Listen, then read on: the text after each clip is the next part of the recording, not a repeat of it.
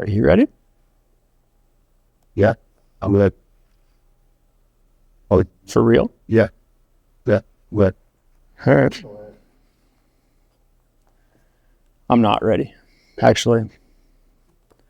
Okay, let's do it. Here we go.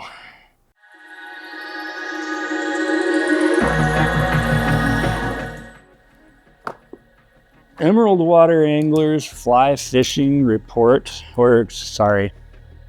cut. Emerald Water Anglers Friday Fishing Report. Right there. FFR. Okay. Start with the fun stuff. Good friend of mine, Mr. Bradley Mortimer Beefus, wrote a book on carp. And we just so happened to have the 9th annual Schmutz Klooper Carp Tournament, July 17 to 19. And Bill Martz is running that. Would be an awesome, if you're carp curious, it'd be a pretty rad thing to check out. So any questions, let us know, but plan on being there. Stop laughing. Jesus criminy. Does that help? Okay, because now I got a hat on, but it's not shadowing my face. Okay, so here we go. Fly fishing report. Enough time wasted. So some really good news and some really other good news and then some other really good news. There you go. We'll start with steelhead. Cowlitz has finally dropped down to about 6,000 CFS, which is absolutely perfect in our opinion for this time of year. So, and has been there for the last 3 days. So if you're just itching like we typically are to get out there with the two-handed rod and swing some flies, go do it, because there's definitely still fish in there. Otherwise, you're having to travel. I'll throw in the North Umpqua again, just because why not? 11,000 fish returned. Nothing secretive here. It's just the North Umpqua River, and it's a heck of a long drive. So it's road trip material. If you wanted to turn this off, get in the car and go, do it. Other than that, everything's closed. We're waiting for our June opener for summer steelhead on all the S rivers and most of the rest of the state. Like the green. Did I say that? Well, I was going to be pissed that I brought that up. It's all right. It's good for him. Puget Sound. Don't have the molar tides like we've showed in the past that look like that one of your back teeth where it's kind of neepish through the middle, but our tides aren't huge. They're consistent. So you've got a nice good roll to the tides. They're just from like 0 or 1 depth to like 9, something like that. But it means that early morning you'll finish the outgoing and fish incoming almost the entire rest of the early morning into midday. So go fish. Again, it's fishing great. South Sound for us is where we always go. It's just more consistent. Hood Canal, Case Inlet, any of the state parks, anywhere in that vicinity, like Key Peninsula, Kopachuk, Joemma, any stuff like that, those are all going to be good bets. Coming back around, going over to Lions Park over in Bremerton is actually a pretty consistent beach too. Lincoln actually got a couple of photos this week from customers that caught fish at Lincoln, so it's not us just saying that. It does actually happen. And again, bait fish, I would of course fish the Sound Searcher on top just because it's kind of my role in life to never fish subsurface again anywhere for anything if possible.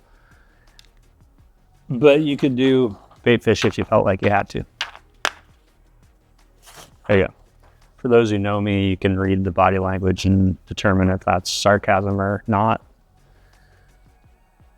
Yakima, 2300, perfect. That's exactly where it should be right now. Cold right now, so water temps probably stayed a little chilly.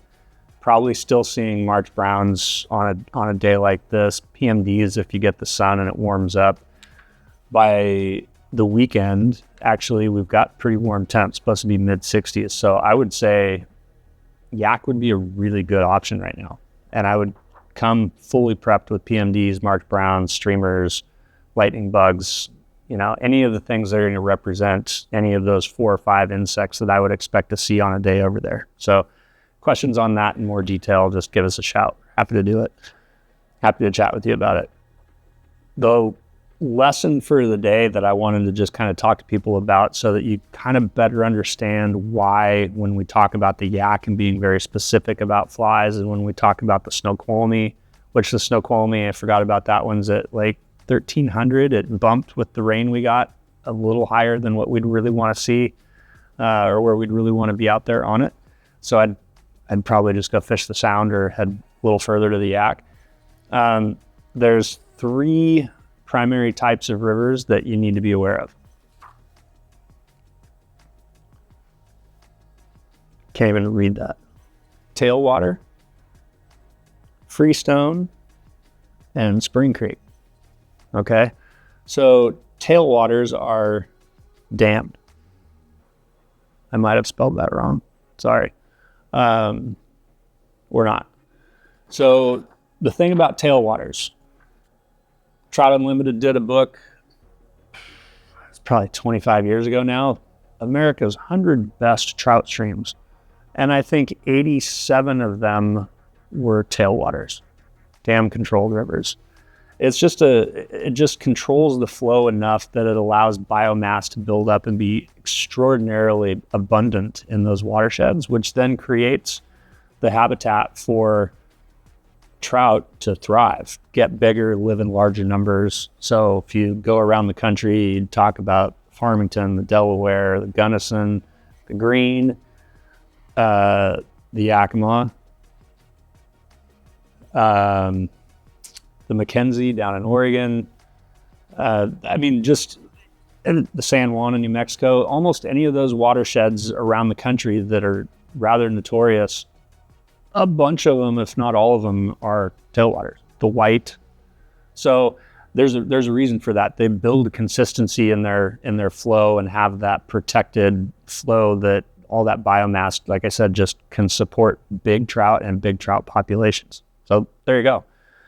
So the thing that I get a little concerned with around here is, concern's probably a little aggressive, kind of bothers me when people say that the snoqualmie trout are dumb.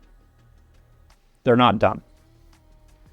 The Snoqualmie, the Middle Fork, and actually the entire system for the most part, except for that portion of the South Fork with a dam on it, are freestone rivers. They're unimpeded by anything man-made. So they're at sort of the whim of nature. High rain on top of snow, big snow melts. You get these just, almost catastrophic, or certainly massive flows of water that reshape the river. Well, all of the aquatic life, bugs and all that stuff, literally just get scoured off of the bottom. So you're really never going to see hatches, blanket hatches like you do in the Rockies on most of those freestone streams, especially ones that have a lot of vertical drop to them and are draining mountainous areas. So the reason that those trout get labeled dumb sometimes is because they have to be opportunistic, period.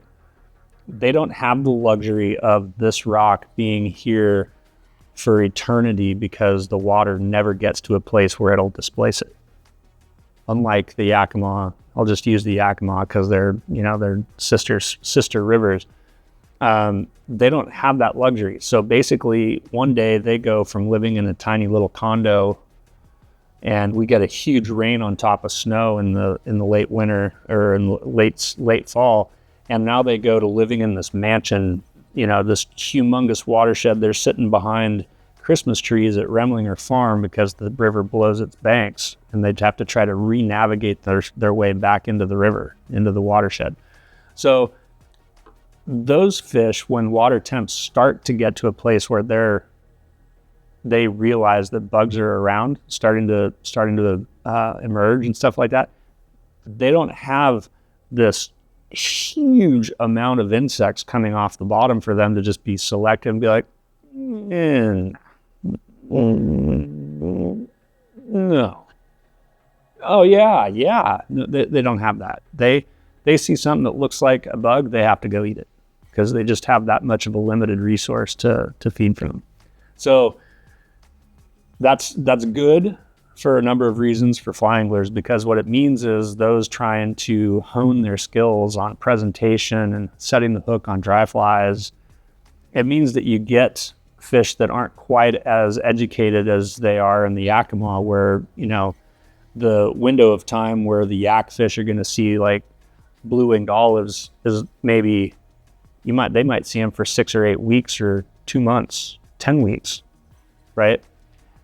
Snoqualmie, they're going to get little tidbits of time where they see those, and they just don't have a choice. They just have to eat the bugs. Okay. And then you go to a spring creek that effectively erupts out of the surface of the earth, and that is the most consistent that you will find. That water is coming from subterranean and comes up mostly the same water temp for crazy long periods of time. Water is typically extraordinarily gin clear, and those fish live in a place where they never have to worry about anything. So for those who fancy themselves really accomplished fly angler, going to Silver Creek or some of the other notorious spring creeks around the West, Metolius, Adele Creek out in Montana, stuff like that, McCoy's Creek, like those places will challenge you, because at that juncture, you've got a fish that knows that, who lives here and knows that that is their world forever. And so as soon as something crosses the horizon that they're not used to, they're like, no, I'm out. Okay. And that means laying on your back, casting blind like this, hoping you've got the right trajectory when it lands, dropping your rod into the grass and doing this in hopes that you can either hear or feel the take and then set the hook, because you sticking your head up isn't going to do it. As soon as your head comes up, you spook fish a lot of times. So I'm exaggerating to some degree, but anyway, that's a spring creek. So those are your 3 creeks. We kind of have all 3 of them with Rocky Ford here in Washington. So just a little bit of information on why, when you hear us talk about how finicky or fickle Yakima trout can be versus the Snoqualmie, that's just a little bit of insight. And if you have more questions, definitely call and ask. Trying to think if there's anything else. I don't think so. Casey said no, said I got to cut it off. So that's it. You can go back and revisit this on our YouTube channel. And of course, you could take advantage of calling us. These things work. One of the really cool things about the store phone is that it's also an iPhone. You can text the store number, or you can even FaceTime the store number if you felt like you needed to. All right. Thank you very much for tuning in. Have a fabulous weekend, and we will see you here at the shop or out on the water. Take care.